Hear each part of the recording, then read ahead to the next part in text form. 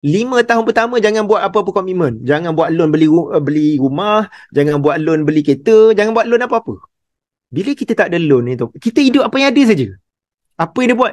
Yang kedua, dia kata, Cik Zul, saya saving 70% daripada saya punya gaji daripada muda sampai saya pencen. 70% tu puan. Saya hidup dengan 30%. Ekstrim betul tak? Orang kaya tu puan semua ekstrim.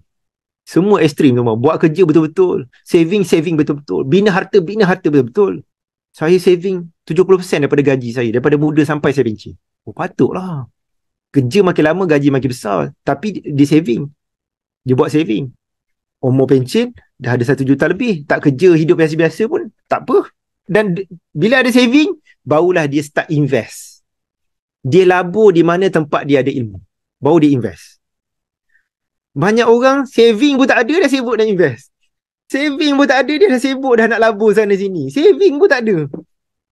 Bila tak ada saving, dia melabur pakai, dia hutang.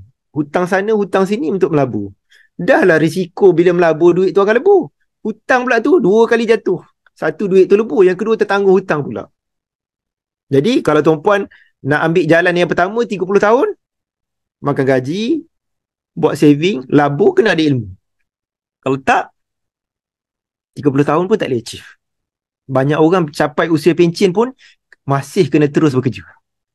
Sebab waktu pencen hutang banyak lagi tak settle. Kos sara hidup makin naik.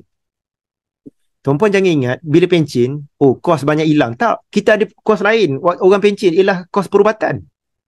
Kita ada kos perubatan tau. Kos kesihatan kita besar pada waktu tu tau. Jadi kajian menunjukkan pada usia kita pencen, kita perlukan 80% daripada gaji akhir. Bukan 50%. 50% tak cukup tuan-puan. Itu jalan yang pertama. Kena ada ilmu. Tak ada ilmu sama juga. Yang kedua ialah jalan 15 tahun.